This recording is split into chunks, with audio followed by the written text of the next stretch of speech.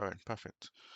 Okay, so once again, welcome to today's class where we are going to round up on materials and tidy up a few other things.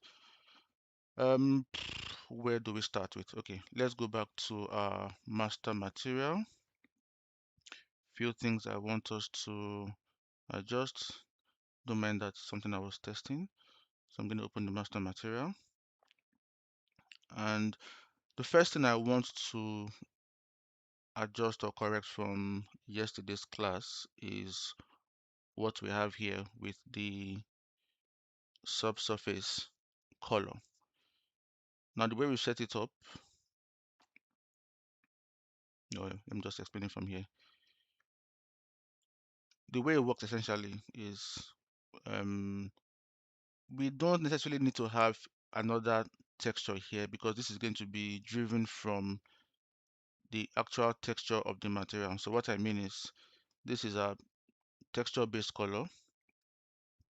If let's say for example, or let me say like a leaf for example is an object that has subsurface, is translucent, meaning light is not transparent, but light can go through it, right? So in that sense, we wouldn't want to have a different texture here.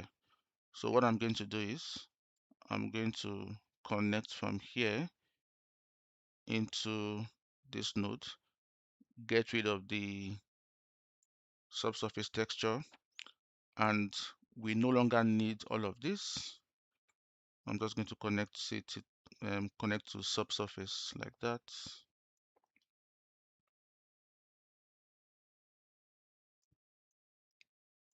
All right, so that's the way we set it up. So when there's no, and by default, I'm going to set this to 0. So when there's no subsurface, or when we're not using the texture, we will just use this multiply node to adjust the subsurface. And then when we enable the texture, the same texture affects both the base color and the subsurface. So let's save.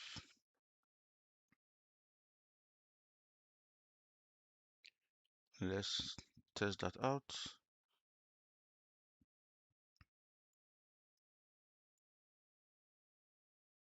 Okay, so right now we have a base color of gray. Just make it like, you know what, let me leave it like that. And I'm just going to again enable subsurface. This is a material we made yesterday, and now I'm just going to increase the subsurface parameter. So you can see now that if I set it to 1, you can see that the sunlight is going through, but obviously you cannot see through it. So that is a small correction I wanted to make. And eventually when we bring in it, when we do use a texture, it's going to be the same texture that is applied for both here and the subsurface. So that saves us having to connect the texture twice. Now the second thing I want to show you, this is just a way to make your graph look nicer. This is not nice. Having your wires crossover like this is not the prettiest sight, but there's a way to mitigate that. Right click and search for named reroute declaration node. So let me just use it and then you see how it works. I'm going to drag it up to here. For this to make sense, I'm going to use the same name as this. So under the name, I'm going to write texture underscore base color. I'm going to connect this here, connect here. So essentially what this node does is it takes the information of everything that comes before it. Okay, so I can come here, right click. You see that we have a new section called named reroutes. Expand, we have the texture base color. I can connect this here. So that gets rid of that whole line, and essentially it's just duplicating everything we have behind this over here. If I double click on this, it takes me here.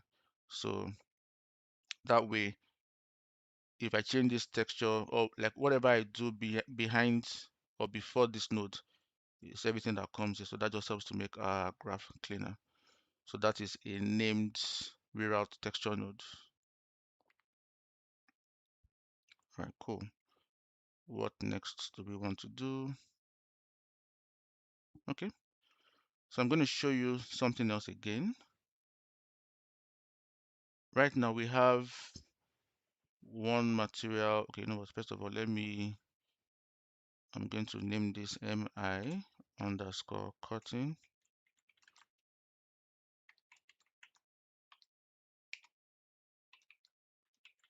translucent and move this to the materials folder. Okay, so now we have three master materials, right? We have a master material, one for the glass and one for displacement. Now in all three, we have our transforms. So that's UV, offset, tiling, rotation. Now, even though we are done with this, and at least I'm 100% sure that I will not need to make any adjustments here.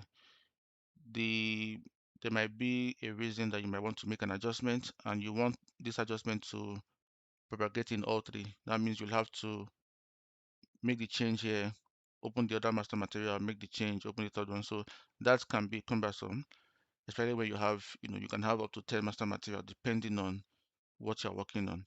So one easy way to fix this is by collapsing this into a material function. So I'm going to select everything, right click, and collapse at the bottom here. You see collapse to function. So once I do that, it's going to create a function for me. I'm going to put it in a folder, better still in the materials folder, right click and say new folder, call it function, and a good name to use would be mf for material function, then transform. And that's a good name to give it, and I'll save. Okay, so okay, first of all, let me remove these comments, or let me move them away. Let me move this out first of all. So what this has done is it has collapsed everything we've done into a material function. Now I can double click and that opens up the function for us here. So it's the exact same thing, just it's now on its own like a separate entity. And the advantage of doing it like this is okay, let me cut this. Can I cut? Yeah, Control X. Let me just paste it in here.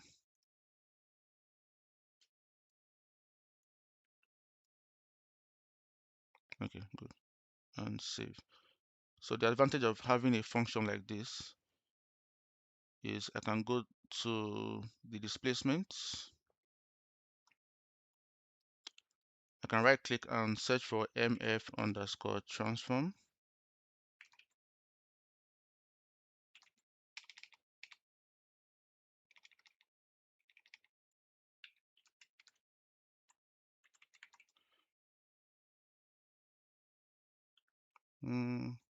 Okay, not search.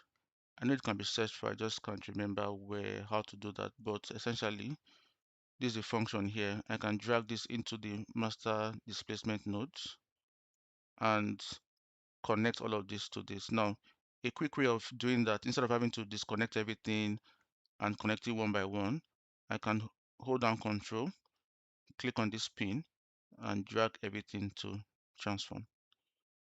And I can get rid of all of this. The same thing for the glass. Let me save. So I'll just copy this, Control C, open the master glass material, same thing, paste, and just connect it here. And just to make it faster, I can clean up. Okay, so the advantage of doing this now is I can open the transform node here, or the transform function here, make any change to this, and that will propagate in all the other master materials. So that's just a quick and nice tip.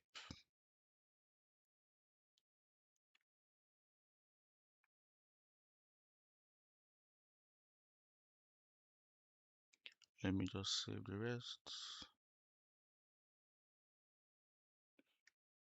Okay, good. Cool. One more thing I want us to do in the master material before we move on is let us add an opacity mask. So I'm going to show you how that works. Essentially, a mask is a texture that can be used to cut out parts of your model. So I'm going to bring a cube to explain, or so that we can see it in the viewport.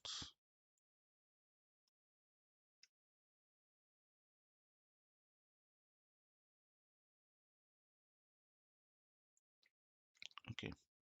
And for the purpose of this explanation, I'm going to go to the default folder, select the mask texture, hold down T and click to bring it in. And for the masked area to work, we need to change our blend mode from opaque to masked. So essentially, it doesn't, how do I put it? It's the same thing, it's just that now we have the ability to add masks to our material. Um, by default, I would say it's always good to leave it off, only when you need it. I would not advise this be a master material because, again, every node you enable in Unreal Engine is just giving it extra things to calculate, right? So, but for the sake of this explanation, I will just enable it for now in the master material so that you see how it works. So I'm going to plug this in here and save.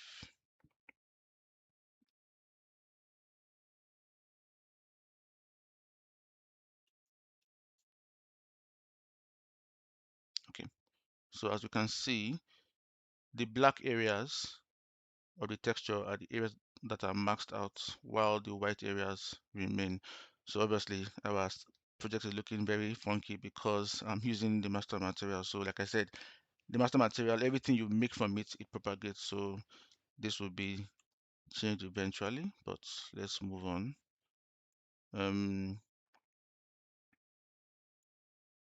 Okay, let me see. Just so that this is better, I'm going to reset this and make a material instance, and we'll use that to see the change. I think that'll be better. So let me go back to materials, in my base, duplicate, maxed. Okay, I'm going to apply this. Now I'm going to open this up, and here in the material property overrides, I'm going to change this from opaque to maxed. I think this will be better. Excellent. Okay. So as you can see, the black areas are what is cut out and the white remains. Now let's set this up properly. I'm going to right click, convert to parameter, call this texture mask. I need to give it a new group. So this will be 08 underscore mask.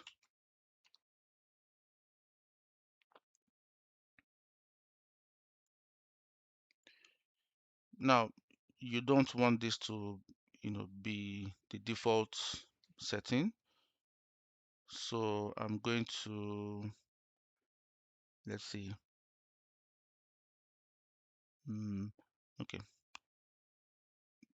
By default, I want this to be black. So I'm going to go to default, black, right click, use current texture. Where are you? Okay. Actually, meant to be white. Use current texture. So by default it's white. And then let me see. Okay, so that way there's no masking by default, and then when you bring in your mask, it does that. Where is this material? Okay, yeah. So by default, you enable your texture, and then you can apply the mask here. All right, that's fine. Now, what if we wanted to invert this? We can use the same technique we've used with these parameters. So I'm just going to duplicate. Going to call this one invert mask.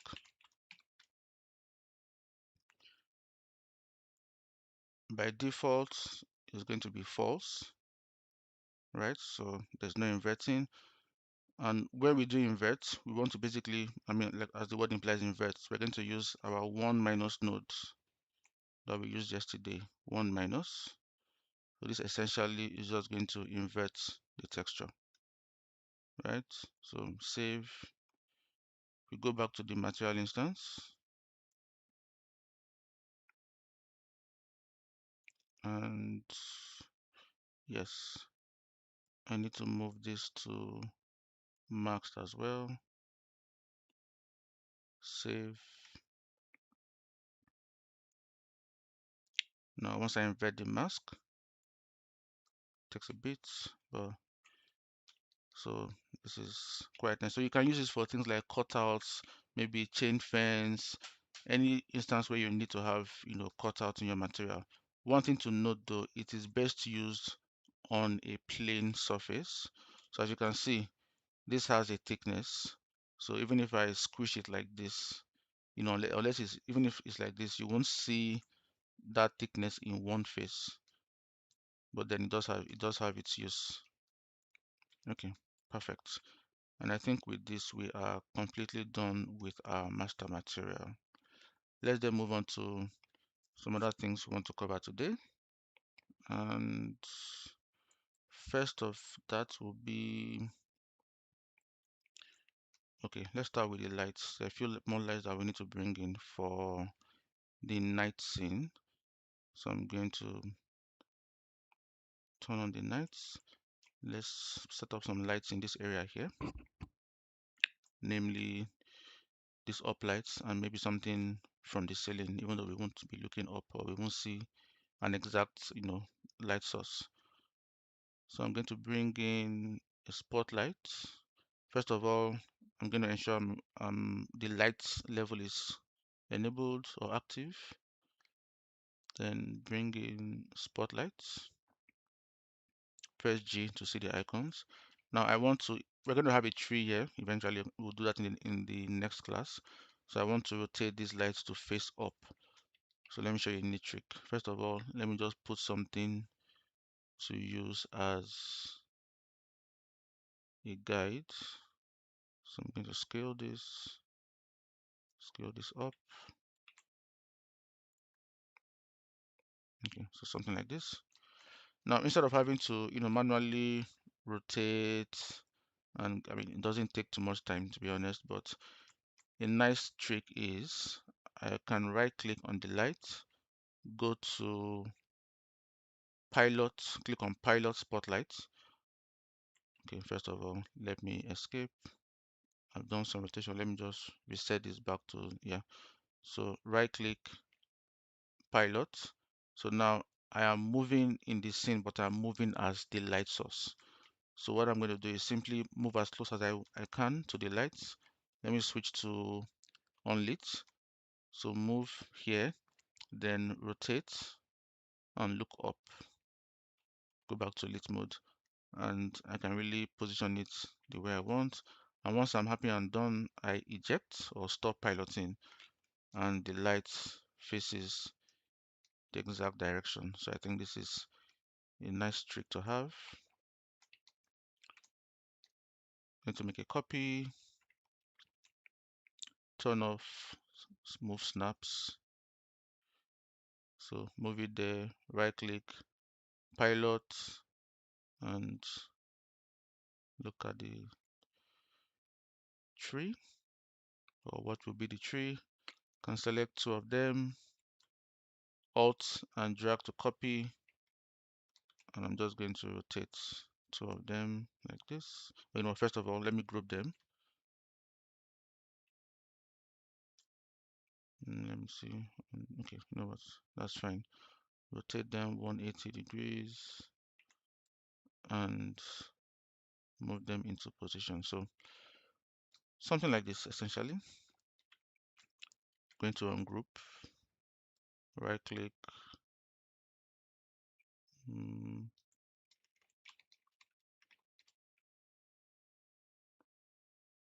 edit. Where's ungroup?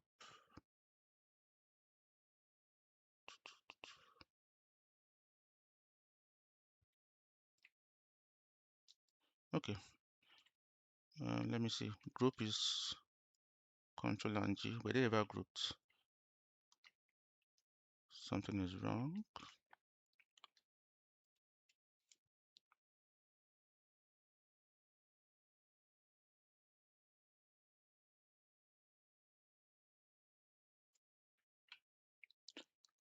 Allow group selection. So okay, I must have pressed this event initially. So let me see. Control and G should group. Let me try this. Select these two, Control and G, so they are grouped. Now to ungroup, that's right click. Interesting. Seem to have forgotten how to ungroup. Shift and G. All right, perfect. Moving on. Let's make some adjustments to the lights. First of all, the reach is too far. So I'm going to reduce the attenuation radius to, let's see, 500, maybe 400. Okay. Increase the source radius so that the shadows are not too sharp. 10. And then let's also change the temperature. So 4,000, something nice and warm. I think that should be good. Can get rid of this for now. And at the very top, I'm just going to put a rectangular light. Lights, rectangle, changes to movable. Always change your lights to movable. So let me quickly do that for this 4.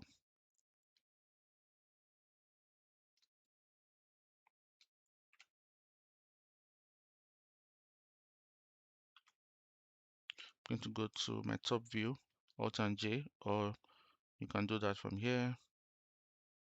Go to unlit. Reduce the bundle length to 1 and then adjust the size to fit the whole. So I'm holding down control so that I have final control over how I'm adjusting it. It's easier to adjust that way. Okay. Alt and G will take you back to perspective, or as usual, you can just come and click this. These are the shortcuts here. Move this down. And let's make some adjustments. For the color, I won't use temperature. I'm not going to give it a very interesting color.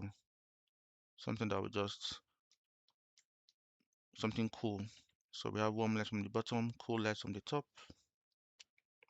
And I don't want it to get to the ground or floor, so I'm going to reduce the attenuation radius to about 300, just to have something nice around here.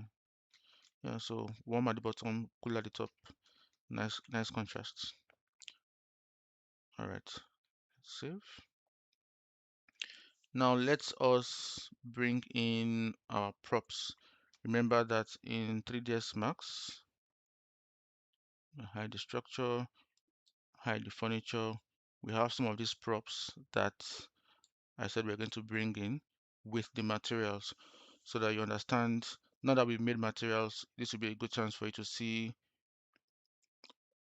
how to bring in your props or meshes using Datasmith with materials. How you can like manipulate them or adjust them, because sometimes it doesn't always come in perfectly. So I'll show you when you can rely on them, or in what use case scenario it can be useful. Ideally, if you have the time, it's just best to create your materials in Unreal Engine. obviously using the textures that you have from your objects. So I'm going to select this, going to go to ensure that the ribbon is enabled, go to Datasmith and export selected.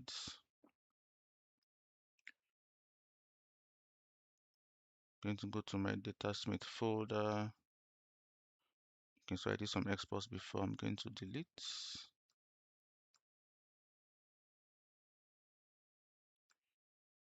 I'm going to call this props. Save. Okay, let me just do that again.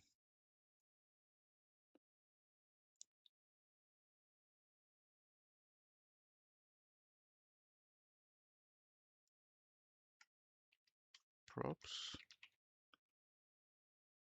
Okay, good.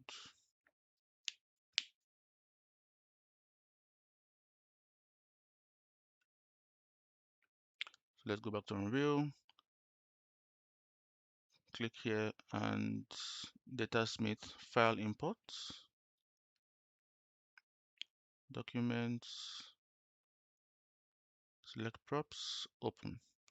Now before you need to go to your Datasmith folder so that it knows where to import it into. Okay. And we're going to enable materials and textures this time. Click, and now this is one important thing that I almost got caught.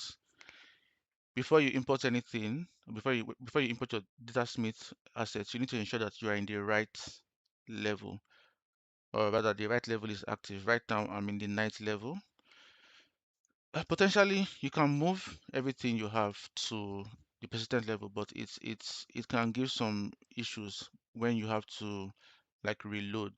So I'm going to cancel this, ensure I'm in the persistent level, and let's do that again. File import props Datasmith. Okay, materials and textures import.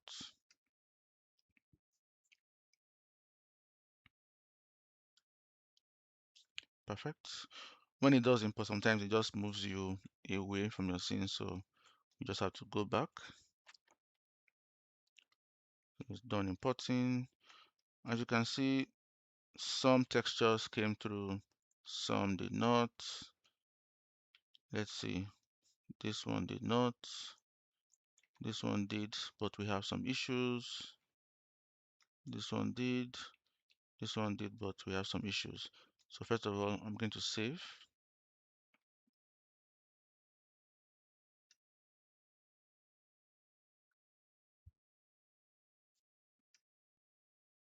Sometimes it just helps to re-import again. So I'm going to do that now.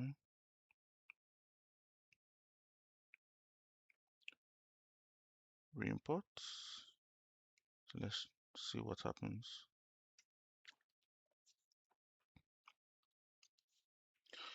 So for some funny reason, it's showing now. I mean, still have some weird looking shaders, but yeah, I think that has fixed it. Even when I was working on this project, for whatever reason, this texture refused to show. So again, you have no control sometimes over some of these things. Now, where I would say, like I said, Datasmith, where it's useful is if you have a very large project with multiple meshes and materials, it can be very cumbersome having to apply materials to every single thing. If you know that you're not going to be very close up to a particular object or mesh in your scene, you can as well use Datasmith. It works as intended, right? Um, it is when you want to make certain tweaks to a particular static mesh, you can decide to tweak the Datasmith material or replace it with your own material based on your master material. So let me just save again and let's have a look at what we've imported. Okay, so the previous one we imported, which was the furniture, just came with geometry. But now with the props, we have geometry, and then we have the materials, and we have the textures. Now, if you go to the materials, you see that these are all material instances. Let me just open one. It doesn't have a very large network of things based on the material that we have in 3ds Max. and then we have the master material. So if I open this folder, we have quite a couple of, master material. Not the most optimized, because for example, this plant and this plant have two different master materials, whereas you could just have had one. So not like this is going to affect Unreal Engine in any significant way. The most important thing is that no matter how many master materials you have, use material instances, right? But again, it's just in terms of control, it's better to have fewer master materials so that when you make adjustments, you know that it propagates into all your material instances. Now with this, I have to open this one, make adjustments, open this, make adjustments, so that can be quite cumbersome. But these are some of the things that you cannot control with Datasmith.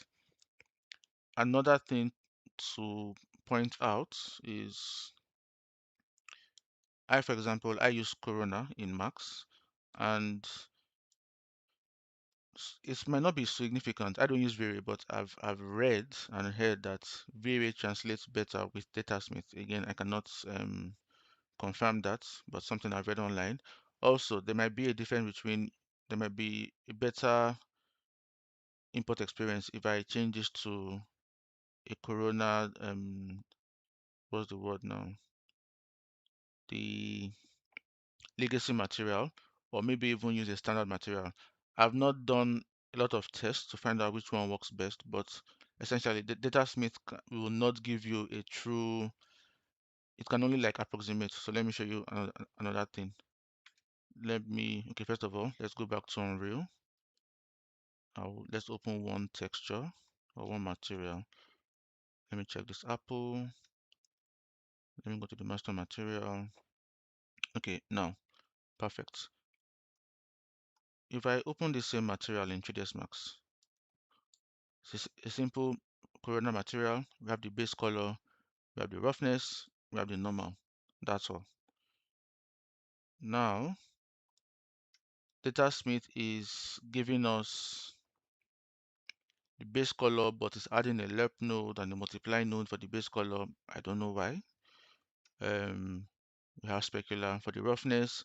We have a lerp, we have a roughness parameter. We have, it's just unnecessary nodes that are not, needed. These are nodes that I've never even used before. So again, it's fast, but not optimized. So it's you have to weigh your options whenever you're working on your own project. Are you looking for speed?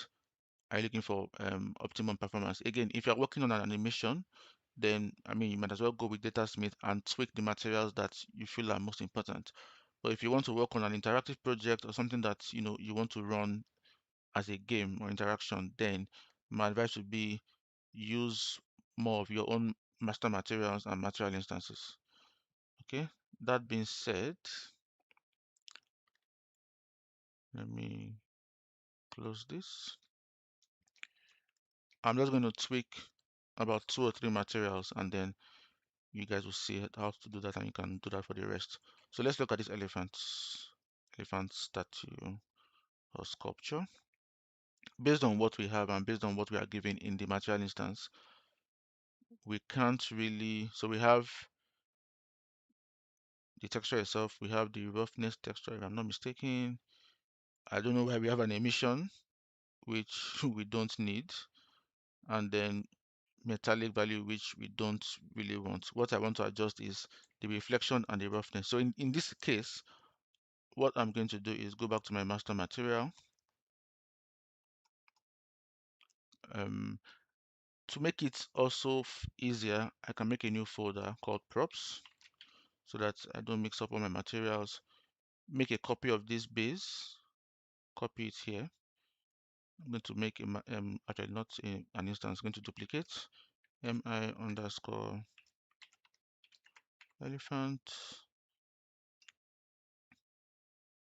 Okay, going to dock this here. Enable the texture, enable normal, and enable roughness. Okay, good. So I would simply click on this to search.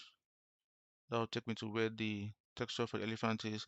So okay, so we don't have any normal for the elephant. It's just the diffuse texture or the base color texture and the roughness, which is more than enough for what we need.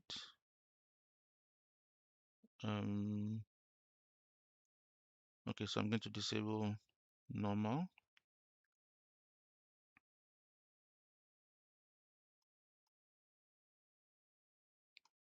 Okay, so am I missing something? Why is it not showing? Let me just apply this and see.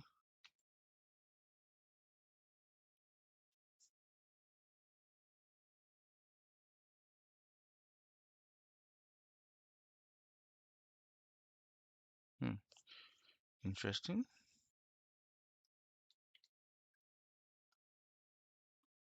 Master material is fine.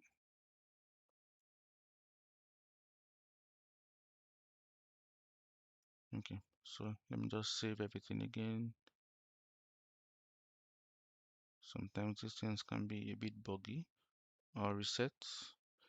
Okay, first of all, let me adjust the base color. So base color is working. So let me add this again.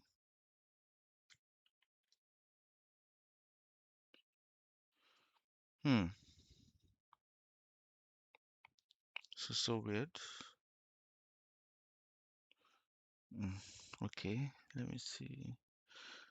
And yeah, okay. Don't know why I did not see that before. Okay, so that was why it did not work. Save. Let me go back to the master material. Let me just check something quickly. Put this by the side.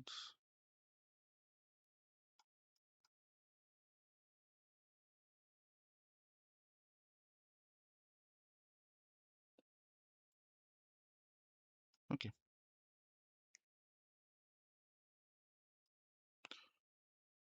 This is the old one. So yeah, so this now is our material, and with this we can adjust the specular.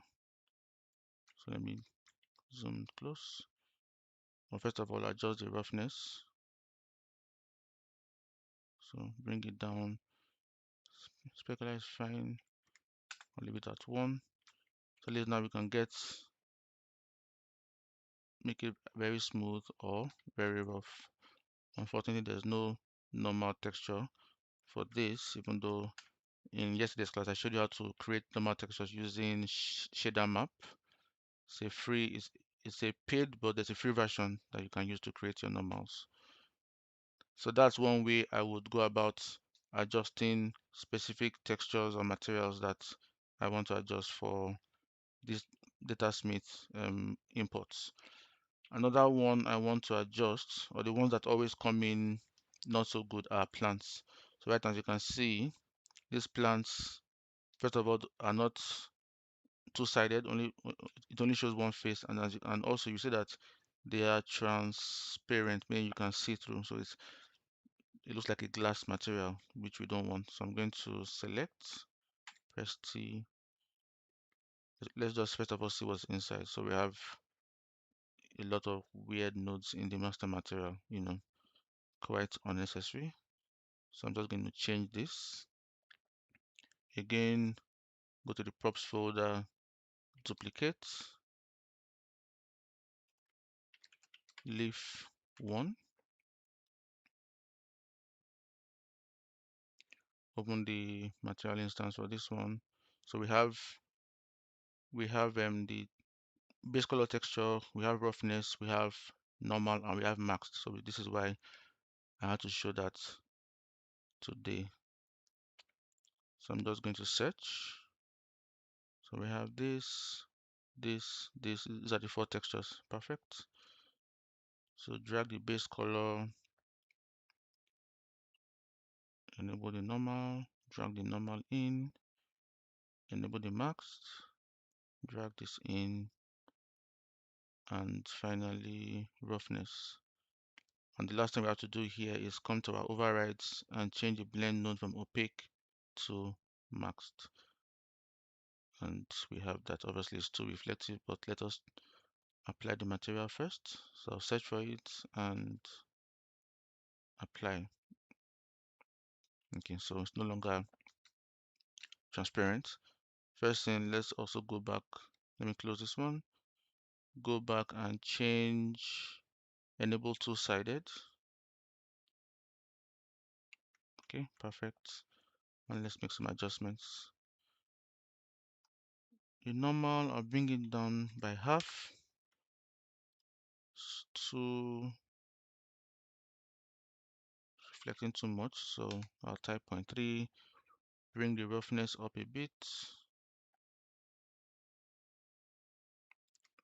1 is fine.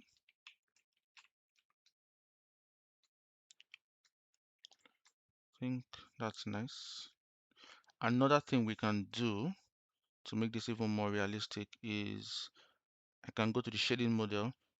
Okay, so first of all, let me enable daytime. Okay, so I'm going to enable the shading model, change it from default lit to subsurface, and now you see what this will look like by the time I start to increase the subsurface multiplier. At 0, there's no difference. By the time I start to increase it,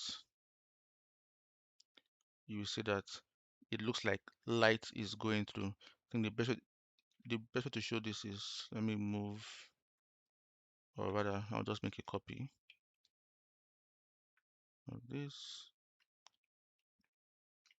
so that the sun is hitting it. Let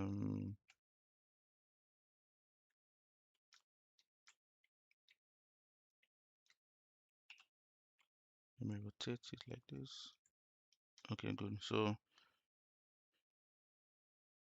0, light doesn't go through it at all, and then by the time you start to increase the value, it just gives that nice effect of light passing through. So that's the very nice thing about this subsurface. All right, I think 2 is okay. I'm going to save, and it's the same process for this plant as well. So I don't think there's any need for me to do it twice. What else? So basically, that is just about it. Any material that you want to adjust, make a new material instance, get the textures from the material, and then change them. And it just occurred to me, we actually have a folder for the props. I provided the textures separately as well, so they're all here if you want to use them. So that takes care of importing with Datasmith. Next, let us look at the level variance set, which will help us. So what that does is it helps us to change the set, or change the state rather, of the assets or meshes in our level. So for example, I want a state where these lights are off. I want a second state where they are on. I could want a state where this has one material, a second material, or even 3 materials. So for today's class, I'll show you how to do it with these light sources, but then it can be applied to so many other things. I'm going to make a new folder, the content browser.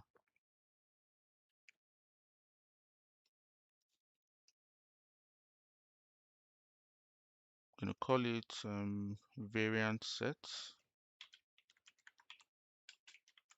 no space. And I'm going to right click, go to data or data, and click on level variance set. I'm going to rename this LVS for level variance set underscore lights, because I want this to affect the lights in the scene. Okay, so let me just save, open it, and we have this window. So let me just give a brief rundown of how this works. Over in this section, we're going to create a variance set and then create different states. Here is where we'll populate those states with the actors we want to adjust, and this is where we'll adjust the properties of those actors for the different states. Now, if that all sounds like French, let me show you an example. So I'm going to click on this. What do I call this? I'm going to rename this light underscore night. So let's do this for all the lights that will come on at night, that the ceiling lights. So this is a variant set. Now I want to create a variant, or well, a state or a variant. This is going to be called on. I'm going to create a second variant. This is going to be called off. Okay. So I'm going to double click on, or just click on on. I want to add the actors I want to adjust. So let's start with the spotlights. Select one, Shift and E to select similar. Going to go to the outliner and drag them in. Now, before I do that, let's take note of the materials in the details panel. We have two materials, two elements, 0 and 1. The material I want to adjust is on element 1. So let's just take note of that. So I'm going to drag this into the actor window. Now it's asking me for all these static meshes, what do I want to adjust? There are so many properties. We can adjust the scale, rotation, the movement, but I want to adjust the materials. If I scroll down a bit, you will see material. So element 0, element 1. We want to adjust material 1 or element, same thing. Select. Now with this four selected, because I already have the material I want, I'm going to leave it like this. So when we are set to on, these four static meshes, we're adjusting the element 1 material and it's set to mi underscore lights on. So that's what we want. Now I'm going to go to off, drag this in, same process, scroll down to material 1, select 4 of them, and change this to lights off. So with that, when I double click on off, the spotlights go off. When I double click on, the spotlights come back on. So that is basically the gist of it. Nice. So you're going to adjust that for all the rest. Now, a faster way I could have done this, let me delete this. Once I'm done with the on, I just duplicate, rename this to off, and change the parameters. So in that sense, I'm first of all going to finish up with this one. So we've added the spotlights. I'm going to select similar track lights, add this in here. Same process. Again, they all have, most of them, in fact, all the lights except for I think the dining pendant lights, they all have their materials on element 1, so that makes it easy for us. So I could have just brought everything in at the same time, but that's fine. Select, and the lights are set to on right now. That's good. So we've done spotlights, the track lights. Let's add this as well. Now the light for this one is on element 4. So I'm going to drag independent lights, look for material 4, and just to confirm, it's set to lights on. Okay, these ones as well. Now the lights are off, so to be a good chance for you to see, well, I mean, doesn't make much of a difference. Select this for element 1 is what we need. So I'll drag this in, material 1, select 4 of them. Now change this one to on. So when I double click, it's on now. So the next step is just duplicate, rename this to off,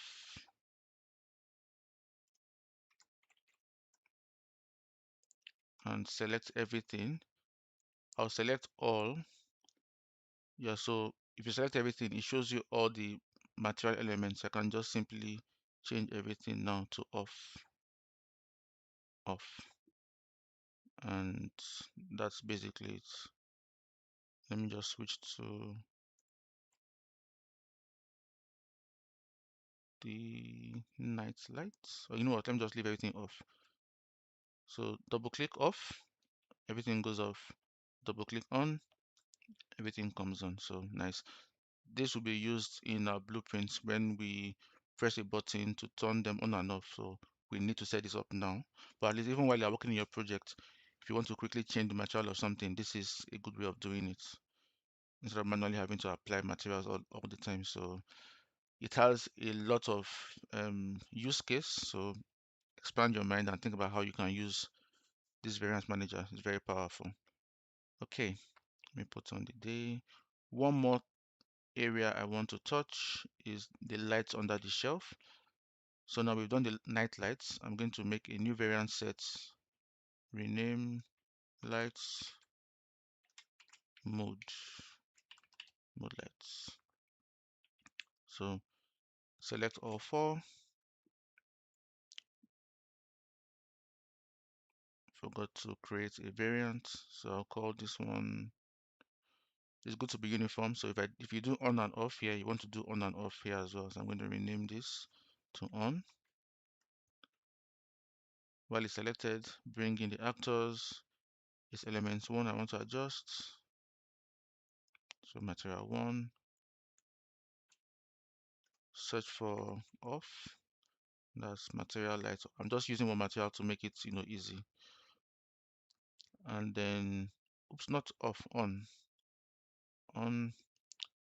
and duplicate, rename, select, and change this to off. So the same process, double click on, double click off, switch. And that's basically it. Save.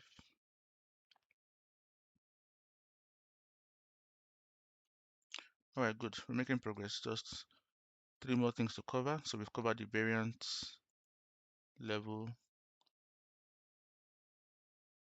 variant sets. I'm just going to leave them on, like having them on. Okay, good. What next? Let us look at creating the material for the TV. And that brings me to yesterday's class. I think yesterday I mistakenly imported the image sequence for the TV, so we won't be using that. That wasn't necessary. So if you did, you can delete it or just ignore it. Now, when making the material for the TV, there are 2 ways we are going to do it. In the blueprint section, we'll do it another way. It's kind of the same method of process, but I think once we get to that stage with the blueprint, you'll understand why. So let me not jump ahead. Let's just go ahead with this. So I'm going to make a new folder, call this TV. I think that's fine. I'm going to start with going to go to media. I want to use an image media source. So I'm just going to rename this instead of new, just say TV underscore image media source. Okay, so let me just do some explanation actually. We can use a video or we can use an image sequence. Now, why I would not recommend using a video for animation when you want to create animations, and that's the reason why we're using an image sequence. When you're exporting, if you have very high settings, your animation would obviously take some time. So let's say a 1-minute clip, right, might take 10 minutes to export, depending on how high your settings are, your computer's power and everything. If you use a video with this method, that video is going to play at the at its normal speed, regardless of how fast your export is. So if you're not exporting one-to-one, so if your 1-minute clip is not exporting in 1 minute, if it exports in 10 minutes, by the time you play it back, that video will be moving very fast. So which is why, and that is fine for when you're doing blueprints because it's real time. But when you want to make an animation, it's better to use an image sequence so that regardless of how long it takes for your export to go, regardless of how long your export is, it will move accordingly. So if it takes 10 minutes, the image sequence moves with your export time. So you'll see that next week when we add this to the timeline, but I want us to set this up now. I believe I provided the the sequence textures. Please let me know in the chat if you do not have them, but if not, after this class, I'll just put a link to this to the images. So essentially, this was just this animation for this project. I just exported this as an image sequence using DaVinci Resolve. So although I'm not confident to do this, I think this should be pretty straightforward. A simple Google search. You can actually even also use VLC to export any video as an image sequence. So it's just a few, when I say a few, about 500 images. So we're going to work with that. All right, so we've made our image media source. Let's double click and open it. We want to search for a path, and that path will be wherever we have the image sequence. Textures, TV. So I'll just click on the first one, and we've put the path there. Save. As you can see, we have the thumbnail. Now the next thing we want to do is right click, go back to media. The reason why my PC sometimes is freezing is because I've not done any optimization at all. I'm using like the 4K and 8K texture. So I deliberately did not want to optimize now so that you see the difference when I do so. But yesterday, just because I know that textures can be very heavy, I showed you how to optimize them. So hopefully that will be enough pending when we start optimize next week. So right click, go to media, let it load a bit, and I want to click on media player. Now to bring up something, enable the video output and say okay. I'm just going to rename this to TV media player. Once you do that, it also gives you a media texture. Now let's open the media player and double click, and you see that the image sequence that we loaded is playing in the media player. All right, so I'll save, close that. Now with this media texture, I'm now going to right click and create a material. Again, yeah, so TV, yeah, I'll leave it like this. Let's open it. It's your standard master material. We want this to have emissive properties because it's a TV screen, and depending on how you want your TV to be, it could still have reflections and roughness. So let's do that. I'm just going to make a separate master material just for this TV. Going to promote specular,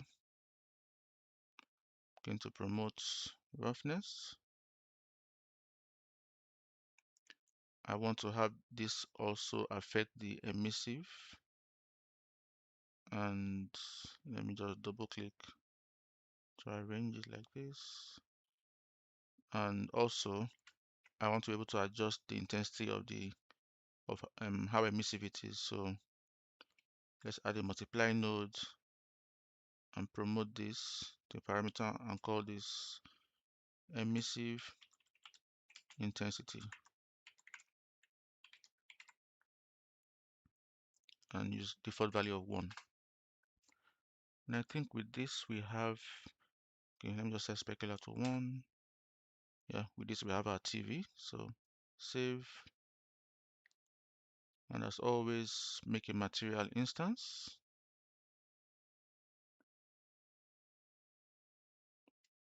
I will leave the names like that. Save, drag this on top. Let us switch to night level to appreciate this. Now, the only way to see this moving is to open the media player and double click on this, and it plays.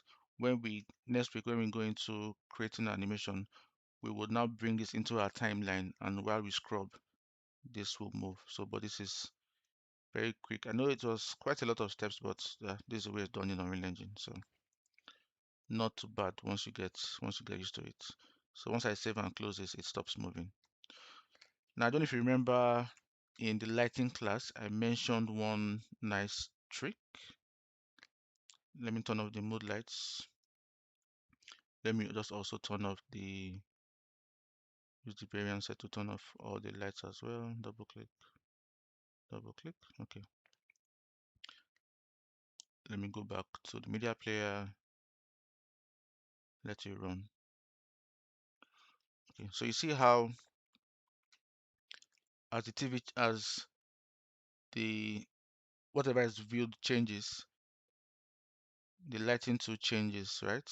If you want to increase that effect and you don't necessarily want to increase the multiply, the emissive intensity, so let me increase that and see what happens.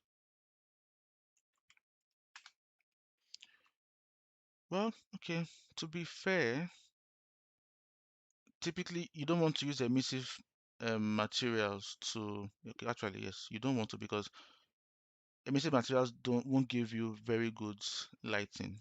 You can see how we have splotches on the ceiling. It's not the best. So what we can do instead, I'll set the intensity back to 1. It's actually very bright. Let me do 0.5, 0.7. Okay, so what I would do instead is I would add more level down to put this light in. Okay, for now, it's just a test, so I'll go back to my persistent level, just add the lights. So I'm going to add a rectangular light.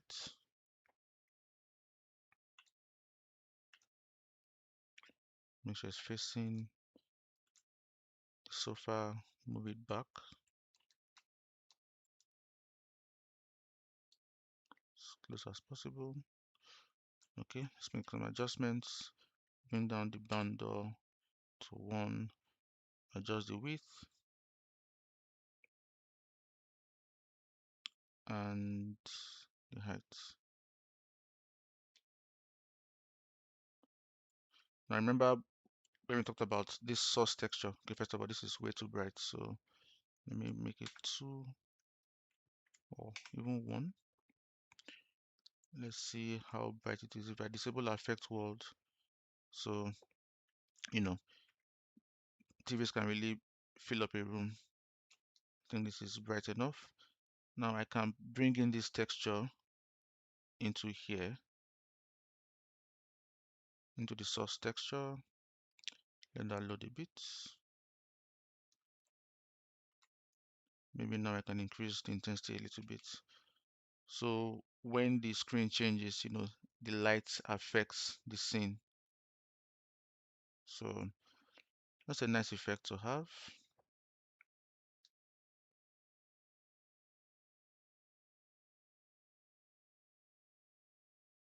Yeah. So if you have something very dramatic with different colors, you really see how it can affect the look of the interior. So that's just a nice tip. I'm going to delete it anyway and close the media player. Yeah, we really need to get into optimizing very soon. Good. Put on daytime. All right, good. Making progress. We are almost done actually. What else do we need to cover today? Yes, post-process volume. Now that our scene is basically done, let's look at some important settings to have when you want to export your renders and animations. And I think we just go through all the filters so that it doesn't filter. If I can go to all and we can scroll down the list, but just so that we take it step by step, I think we'll just go through the filters. So with general, nothing here to see other than what we've enabled at the beginning, the infinite unbound. If I disable this, we are back to the whole eye adaptation and everything that was set up by default. See that our reflection is not looking so good. So once I enable this, we are back. All right. Again, if you don't want to enable this, you can always scale up the post-process volume to fill up this space. So it depends on what you want. Moving on to actor, nothing to do here. color grading. We've spent some time here already, but let us do a few things. Yeah, this is a very important note. Now we have our daytime, right? And we have our night. Now you might want to have control over how each of those two look. So for example, you might want the daytime to be very warm, right? I'll just go back to default. I might want the nighttime to be much cooler. And right now we only have one post-process volume. So what we're going to do is duplicate. First of all, I'm going to rename this. I'm going to make a short PPV for post-process volume, call this one day. So post-process volume day, duplicate, call this night. So PPV day, I'm going to right click on the day level, right click, move selected actors to level, and then for the night, I have to enable that. Select the night, right click, and move to level. So now we have one post process volume for day and then one for night. That way, you can make independent changes. If you're okay with using one for both, if it works for both, that's fine. Because now that you have to adjust twice, right? Maybe what I should have done was made the necessary adjustments first for most of what we want to do before duplicating, but that's fine. I think it's warm enough. I don't think this needs to be any warmer, but again, the preference is yours. If I thought it would be very slight, either warm or cold, but I'll leave it at default. And this is a very nice one, global. This is where you can adjust things like your saturation, contrast, and gamma. I often use these three together. Saturation, not all the time, but for contrast, this is very sensitive. So for example, if I type 2, you can see it really makes the whole scene, gives it a lot of contrast. So I'm usually very subtle with this, 1.15, and we can see the before and after.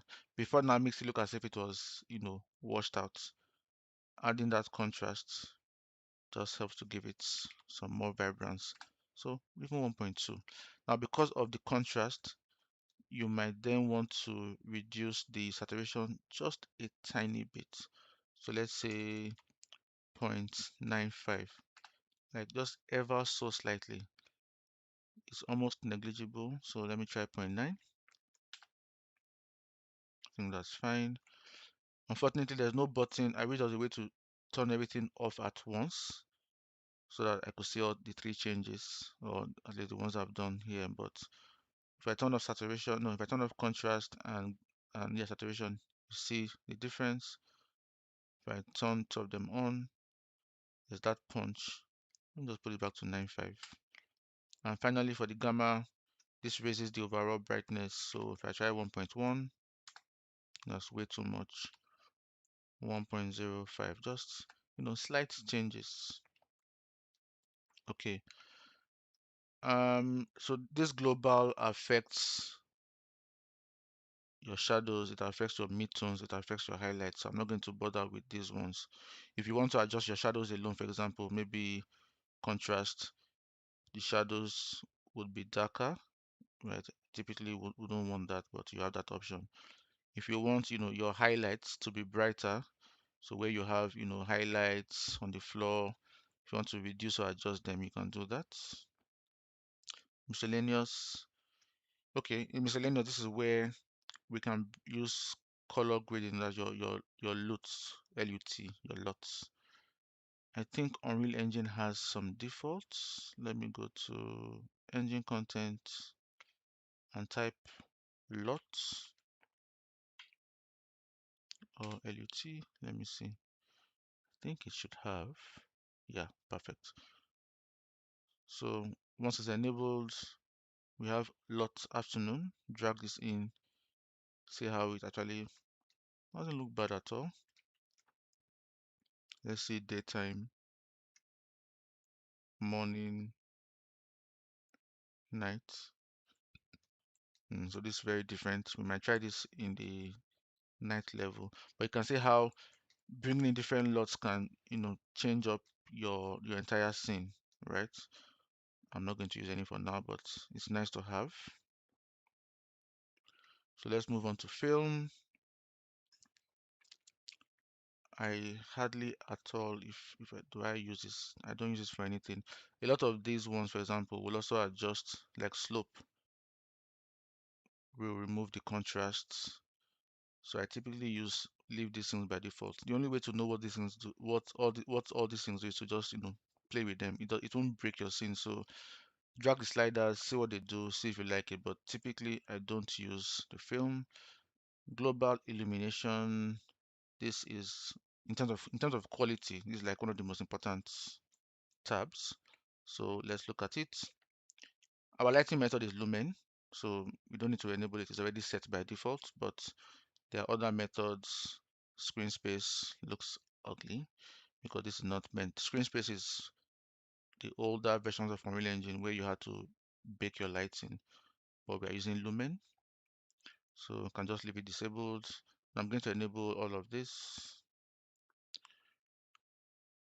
The first one is our ray lighting mode, and it's set to project default. So let me just go back and show you where that is. Project settings, edit and project settings, go to rendering. Under engine, go to rendering, and this is what we are using. Ray lighting mode, heat lighting for reflections. That's the highest setting for the best quality. So even if we did not set that there, we could always come here in our post-process volume and override it. So we're using the project default, so I'll leave it at that. Now let's just start to look at how to make our scene better. Let me change this to just the mood lighting. Oh yeah, we don't have the post-process volume in this for just the mode. Anyway, in our interactive project, the mood lighting will never be alone. I just wanted it would have been a better way to show you. Okay, you know what? Let's just continue with the daylighting. That's fine. It might not be very obvious, but hopefully in your own project, you see that we have some splotches. It's not so clean. So let me select the post-process volume again. To combat some of these things, we want to increase your lumen scene lighting quality. If you use a slider, you can't go beyond 2. Now, for when you're creating an interactive project, I typically won't go beyond 2 unless you have a crazy powerful graphics card. But for animation and rendering, I could do 4 or even 8. Again, always check if your system can handle it. For the lumen scene detail, I'm going to bump this up to 4. And for the final data quality, which is also very important, bump it up to 4. You will on your own screen see a dramatic improvement in how the scene looks. Where we had some splotches will almost no longer be there. Again, when we are exporting, we still have some export settings that will completely make everything look very nice. So even if we still have some splotches, this is just because this is like real time. When we get to exporting our renders and animations, there are a lot more settings that we can use to make it much better. So that is your global illumination. Let's move on to lens. We've covered a lot of things here already. We've touched our bloom, we've covered our exposure. There are some other things. Camera wise, nothing to do much here because we are not using the manual mode. Local exposure, not really that necessary. We've turned off lens flare. Let's see, what else do we have? Image effects. Yeah, so by default, Unreal Engine applies a vignette to all your renders or this entire viewport, and default value of 0.4. If I set this to 0, see now that it's completely bright at the edges. So if you want that, that's where to go. Default. So I'll just go somewhere in the middle, 0.2. Okay. Maybe I played with sharpen before. So that should sharpen the image, but does it do that actually? I'm not seeing much of a difference. Can I go beyond 2? Unless okay, let me see. Does it sharpen the vignette? Is that what it does? Okay. not really see much of a difference. So moving on. Depth of field, again, we'll leave this for when we work with cameras. LODs, nope. Miscellaneous, nothing doing here. Path tracing, it's an interesting one. I don't think I've shown you that, and anyways, beyond the scope of this class or this entire session, but let me just show you what it does. It's the closest thing to rendering in 3ds Max. So if I change this from lit to path tracing, where are you? It starts to build or render.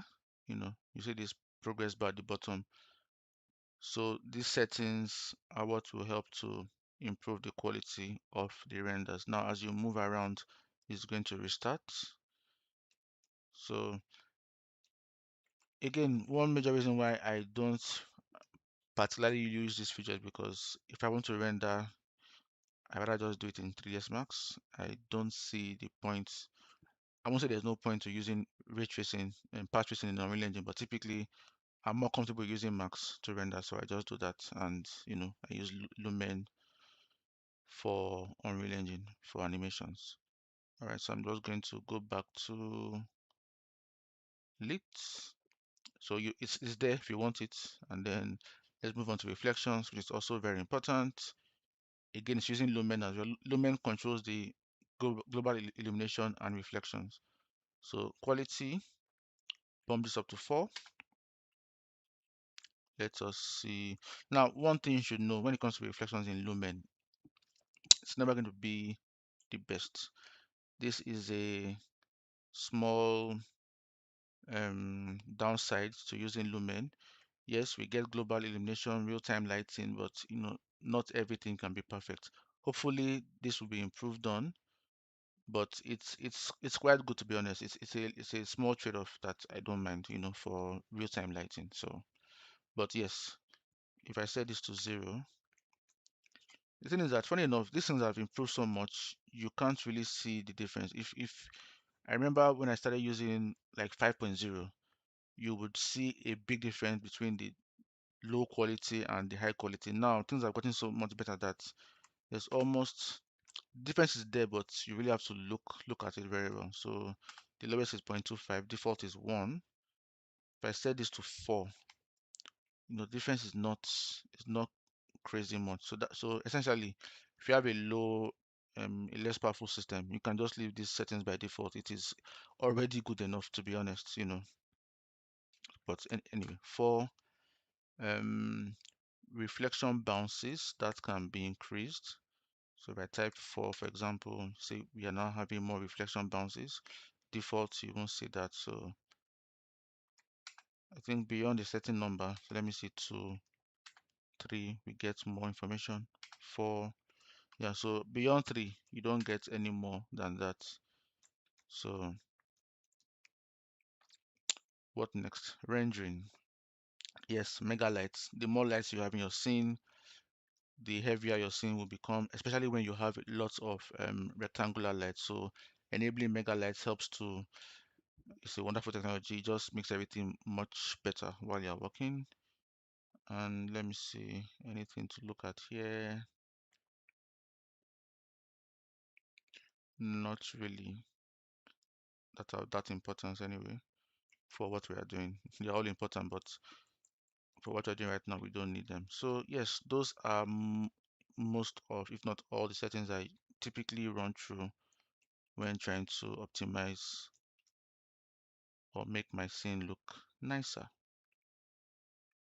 Okay, so I'm going to go back to all. Let's see. So see the difference. Cool. I think we are almost there. The very last thing I want to show you guys is the Quixel Bridge materials. Let me just save the project. All right, good. So you've seen how to make materials, how to make your master material, make material instances, bring in Datasmith assets and fix what you need to fix. This took quite a while. right, to set up. But now that you have your master material, you can take this to any other project. I'll show you how to do this in the last module or the last session. But there are many good material sources out there that are even better than what we've created. And one of them, I would say, is the Quixel Bridge materials. You can get that by clicking on this, going to Quixel Bridge. Now, I am already signed in. You sign in with your Epic Games account, right? This comes with Unreal Engine free. Well, I say free because I've had my account for a couple of years now, and if I'm not mistaken, last year, November, Quixel Bridge stopped being free. So if you are lucky enough to have gotten an Epic Game account before then, right, you should have access to this wonderful library of materials and assets as well. So let's go through some of them. I'll start with surfaces. So you have loads of materials: asphalt, bricks, grass, gravel, metal, marble, wood. Let me go do something interesting. Let me look for, okay, this is just a showcase, so let me not waste too much time. Let me look for something. Okay, painted. So this brick wall, for example, I'll select it. You can see the preview. Then you will see, so if I come down here, we have different settings. Low quality, that just means the size of the texture. So this will give you a 1K texture. Medium will give you 2K. High will give you 4K. Highest will give you 8K. So just for because of time, I'll go with medium, and then I will download it.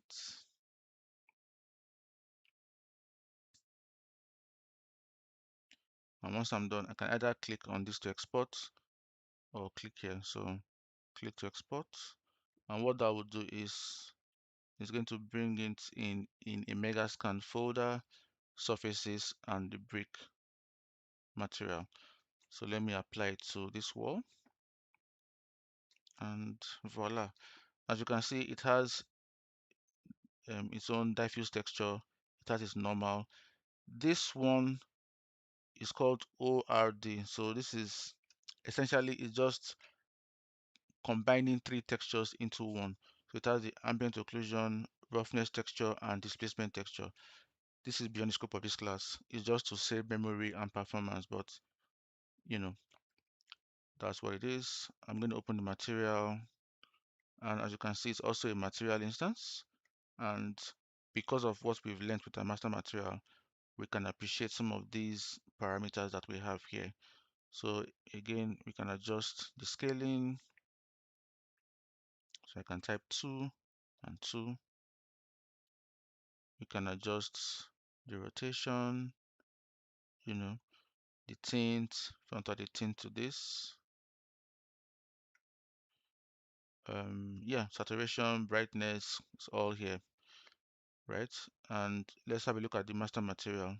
It's a bit different from what we've done, but you know, it looks quite simple, and that's because, so this right now is a material function like what we did. So if I double click, this is its own material function, custom rotator node that we used, texture coordinate nodes. It looks very different from what we've done because there are many ways to create materials in Unreal Engine. So the more you learn, the more you'll be able to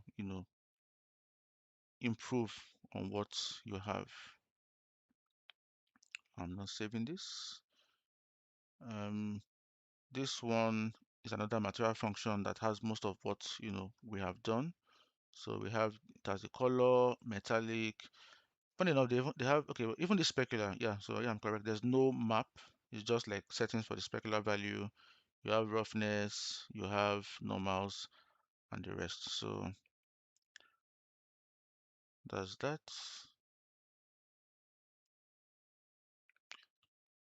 Let me just bring in one more surface. Let's go to wood and parquet or parquet. Ira is pronounced, and let's see. Let's just, okay, I've already downloaded this, so I'll just export.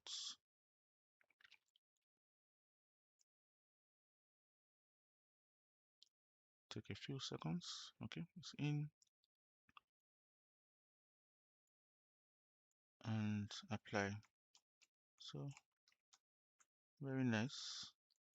Again, we can make all the adjustments, increase the normal intensity if it's not bumpy enough, change the, give it a tint to adjust saturation. So lots of options.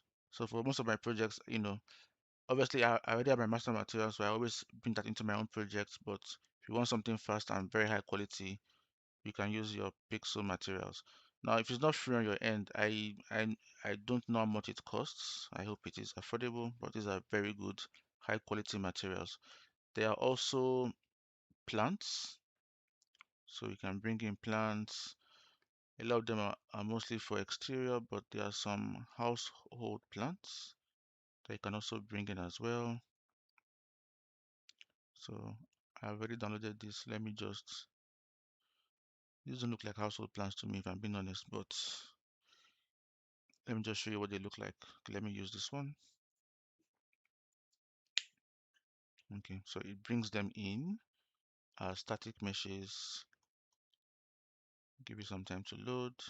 So it comes with the meshes and then the material instance and then the master material. So I'm just going to hide this. Cute. You will see that it's having some funky thing going on right now. Don't worry, we'll cover this in next week's class. Let me unhide. And that's, yeah, so that is Quixel Bridge in a nutshell. There are assets for, building assets, food, props. We've gone through surfaces. We have decals, which we've not covered in this session. What else? Imperfection. So very nice library. Very nice library. And I believe with that, we are done with everything concerning materials. This would have been a headache if I had to cover this yesterday. So it's what it is, but we are done. Next steps, or for next week, we are going to bring in our tree assets. We're finally going to look at how to create renders and animations. We're going to work with the sequencer a lot and our cameras, camera settings, all that good stuff. And we're going to basically recreate the trailer video I made. We'll work on the basic ones and then maybe one or two very difficult ones, and I'll let you guys go on with the rest. But let's see how it goes in terms of time. So yeah, that's it for today's class. I hope you guys had fun. Please do like, comment, subscribe. It really helps me, helps the channel to grow. And yeah, I'll see you next week. Peace.